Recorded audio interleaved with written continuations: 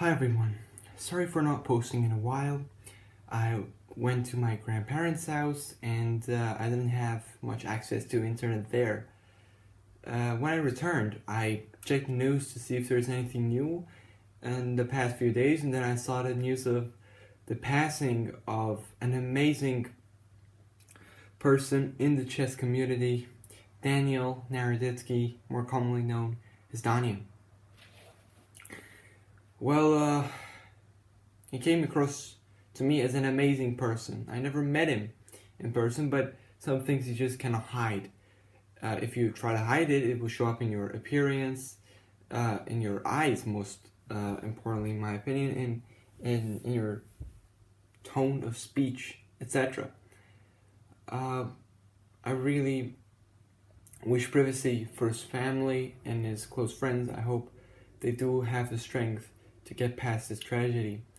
And I also wish peace for Danya himself, wherever he is. I also wish strength and health to you all. I will talk more about my thoughts on this incident later, but for now I've decided to cover, in my opinion, his best game ever as a sort of a memorial which we could have for him. So, without further ado, let's get into it. So, Danya had the white pieces and decided to open the game with the move pawn to d4. His opponent, Ortiz Suarez, responded with d5 and now knight to c3. So this move is not very commonly seen because this knight essentially blocks the c-pawn, which would normally be used to gain space in the center with pushing it 2 squares with c4. But anyways, this is also a very viable approach. Knight to f6 and bishop to f4 and now e6, and now Danya goes for the reverse Friday deliver with the move knight to b5. So we're threatening to take on c7 and win the rook. However, in this case, black is a very easy defense of this pawn with the move knight to a6. So why did Danya even try this? Well, the reason for that is that now this knight on a6 is on the rim. Black has essentially violated the principle to not put the knights on the rim and on the edges of the board, but in turn he's also violated another principle, which is not to move a piece twice in a row, and essentially is just arguing that it goes tit for tat, and I'm fine. e3, bishop e7, knight f3, simply developing, and now this move castles, and now a3. So a3 is essentially designed to stop any piece from going to the b4 square, and now the knight goes to h5. But essentially Ortiz Suarez is attempting to get the bishop because this bishop is very strong. It's exerting a lot of pressure, and this knight is essentially worse than the bishop, so we're trying to take a stronger piece. So Danya very, very logically moves the bishop out of the way, and essentially saying that if you want to take my bishop, you have to work for it, and essentially induces this move pawn to f6. And this move pawn to f6 is fine for black, but it does weaken this pawn ever so slightly. Okay, it's it's a very small weakening, but if you do not play correctly afterwards, you're gonna be in a lot of trouble. Bishop to g3 was played, and now black can take the bishop, but if they do, well, I'm gonna take back, and then you see this rook is just essentially just looking at the pawn next to the king. It's very dangerous, and we immediately can go here and create a lot of threats on the king side. So we're not trying to do that now. We're trying to wait for the rook to get away, and to then, for example, for white to castle, and only then to take the bishop. And now here, black plays what you can't say just lost them the game, the move pawn to c5. So it is very, very natural, this move gaining space in the center and attacking the pawn on the d4 square. However, this move paired with the move pawn to f6 is not correct. And there's only one move to exploit the problems which the two moves in combination do have, and that is the move pawn to c4. Of course Danya found it. Well, again, it's just striking at the center, and you cannot take, because I mean, if you take my bishop, just immediately comes into life, and f6 would come back to haunt you. So the pawn goes to g6. again, we said that black does not want to take this bishop right now, so there are some tricks against this knight, so we're just trying to defend. The bishop goes after d3, and now the move pawn takes, and now knight b8. So black is essentially saying, okay, you have to move your knight back, and in the meantime, I'm just going to also move my knight to where it really belongs. Short castle, knight c6, rook e1, knight takes, and pawn takes. So this position is actually very fine looking for black. They're perhaps just going to finish their development, maybe get the rook in. However, again, the problem is with these pawns pushed over here. The only problem is these two pawns being pushed. And that is what you have to work with at the top level. This is something that, like, you give this position to Magnus, he wins maybe 99 times out of 100. And now, well, Danya, after rook f7, played the move knight to c3, brings the knight back to where it belongs, and is starting to exert even more pressure on the d5 pawn. Bishop f8, and now pawn to b4. So you sort of see the culmination of white's advantage. You're trying to, gain space on the queen side as well. So, the knight now just drops back. We have queen b3 increasing the pressure, and now bishop, king g7, sorry about that. Rook e2, bishop d7, rook e1, and rook c8. So, black really seems, they seem very passive. Just look at this bishop. Just look at this bishop, man. Look at it. It's in jail. And this pawn is very weak. But the thing is that it is very firmly defended. And this bishop is the anchor of the position. And you don't really seem to have a breakthrough. The defenses are really seeming fine for black. You require very accurate play, as the engine just shows us. White is better. Well, I will introduce you to a concept which is known as the two weaknesses rule. Essentially, if your opponent only has one weakness, okay, if you only have one target,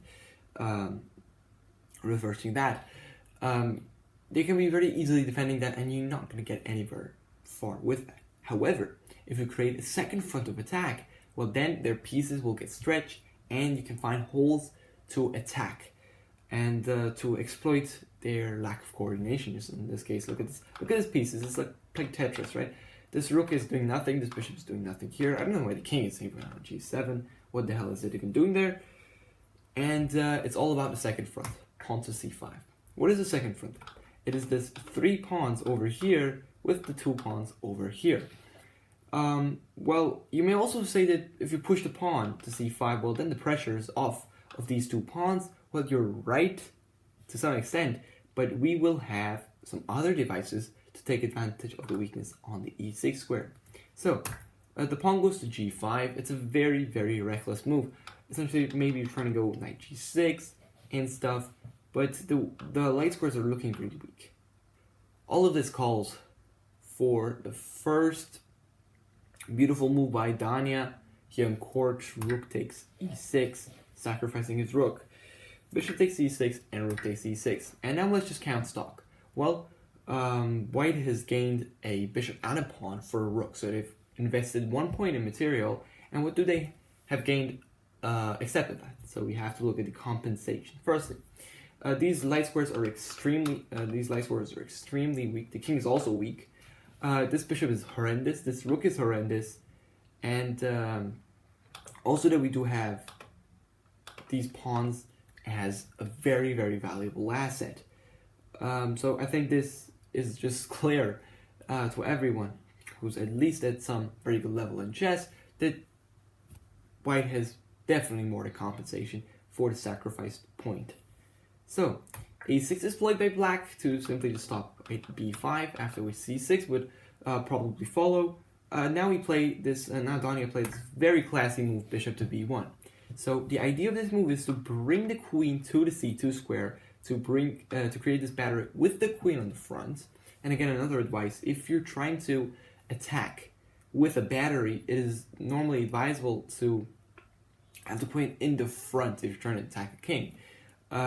Inversely, if you're trying to attack, for example, a pawn, if you have the queen in the front of a battery, it's normally disadvantageous because, well, then you cannot give up your queen. Let's say they defend with a knight, right? Then you cannot do anything. So you gotta keep the queen on the back. Just a very, very subtle thing. I did want to let you know. Okay, rook to c6 is played. Are you gonna trade? Right, black seems to just sort of be getting in and defending everything. Well, we all know what is better than trading rooks. It's to sacrifice it for the knight. Rook takes on e7. And after the queen takes, we take on d5. So let's count stock again. Well, we have given up 2 rooks, which means 10 points of material, to gain 2 knights, which is 6 points, plus the 2 pawns we also have, which is 8 points. So we have sacrificed 2 points of material. What do we gain in return? Again, these 2 pawns are very, very mobile. This pawn is just easily going to attack. It's going to push forward while winning tempos against the clumsy pieces of the black side. So, queen to e6 is played, pinning this to the queen, and you may say, well, are they going to go rook d7 and are they going to win everything? Am I losing? Well, no, of course not, you're losing. Queen to d3, you're going to chuck the knight, but of course they cannot take, because they're going to get mated on h7. King goes to h8, defending against the threat, and only now you can drop back, because there is no pin anymore. We are now threatening d5. The pieces for black are very clumsy, and not to mention the rook on f7, smoking wheat over there. The rook goes back to c8, and we push d5 anyway, because that's what we wanted to do. Queen d7, and now d6. The pawns are totally suffocating your opponent. And in fact, some problem which, I mean, even myself, I also have that many times when I'm playing, is that we sometimes really have difficulty evaluating such positions. For example, here there is no specific tactic which does win back white its material. There are some things, but not that concrete. It's essentially just pure dominance of the position and the pure clamp on the black's position, which does essentially give us the gives us the compensation. So here, black in a desperate attempt goes for a very nice measure. Let's give him credit for that. He sacrifices the bishop, then sacrifices his own rook to win back the sacrificed bishop, and then takes this pawn. So essentially, they gave up a rook for 2 pawns, and now we have 1 point material advantage, and that is because we have 2 knights in comparison to this rook. And if this pawn on g5 were on g7, I think this would be very, very defendable for black. But now that this pawn is on g5, not only do we have some good light squares to play with, but this king is also weak. So first move, knight to f5, occupy the outpost, take away the g7 square from the king. There are many back rank possibilities. Queen goes to e6, now queen d3. So exactly what I was talking about. Queen d8 is checkmate after a few moves. So black plays h5 to free up the h7 square for the king in case of a queen d8 check. And now we play knight d4, hitting the queen again. And also another point to notice is that whenever you're trying to grind out an endgame like this, where you have to slowly maneuver and get into the position, it is a very good idea to have more or less all of your pieces defended. Look at this. We've got this, and this defended. Of course, the king would not be defendable with a piece. And it's only the f2 pawn which is undefended, but you do not have a particular way to get to that. So it's very good. They cannot create threats so easily, and we're going to be able to play and create threats of our own. The queen goes to d4, and now to move knight to h6, hitting this rook, and now the other knight goes to f5 after the rook moves away. So these 2 knights are like the besties, you know, that they cannot go anywhere without each other. Well, the queen moves back to e6 again, and now we play the move queen to f3. You're hitting the queen, the pawn on b7, and the pawn on h5. And of course, the pawn on h5 is more important because if that falls, the king will also be very exposed. So queen e8, they decided to keep the h5 pawn and chuck b7. Well, now we're threatening checkmate in 1. So of course, black will see that. They play queen g6. But here, Danya played the move queen to e7, and black just simply resigned because they don't have anything to do in this position. If the rook moved, for example, to here, I have checked, and in many lines I have possibilities where I can win a queen through a discovered attack, or at the very least I can just simply push my pawns on the queen side at my leisure. Well, now for my thoughts on the incident.